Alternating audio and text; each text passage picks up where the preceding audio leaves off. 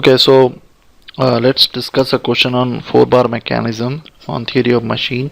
So here is a classical question where three links length is given, length of three links is given, and fourth link length is not given, so that we can find out because of the geometry. Now, assuming that all the four links length we know, now we need to decide like which mechanism will be formed on this. So we use the criteria, I think the Grashof criteria. Okay, so what it means is that if the S plus L is less than P plus Q, S plus L is the shortest and the longest length. If it is less than some of the other two lengths, then at least one link will undergo a full revolution. Okay, so if S plus L is less than P plus Q, nothing will undergo.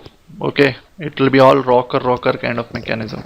But if S plus L is P per Q, then at least one link will undergo full revolution. Now in this there are again conditions. So first condition is if the length to the shortest link, if the link adjacent to the shortest is fixed, okay, then the shortest link will undergo a full revolution and the length opposite to that will undergo. So basically then you will get a crank rocker mechanism. Okay, so this is the second thing. The other thing is that if the shortest link is fixed, then you get rocker mechanism. When it is shortest link is fixed, then you get double crank mechanism, because both the adjacent links to the shortest link will undergo a double crank mechanism. So these are basically the conditions. So but first we need to find out S plus L. So here length BC we don't know, so what we do is we take a line parallel. This is 240. Okay, let's say this is theta, and this is anyhow, this is 60, this is 60, so this will be 60 and this will be 100, though 100 looks shorter, but okay, the figure is not proportional in the figure. In the page the figure is not proportional, scale is not proportional.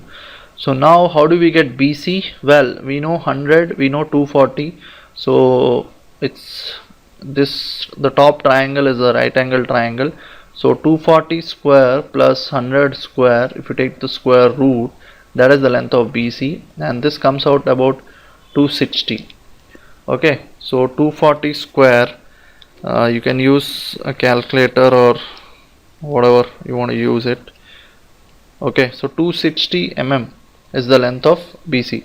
So now the shortest length is 60, the biggest length is 260. So you combine this S plus L, we get 320.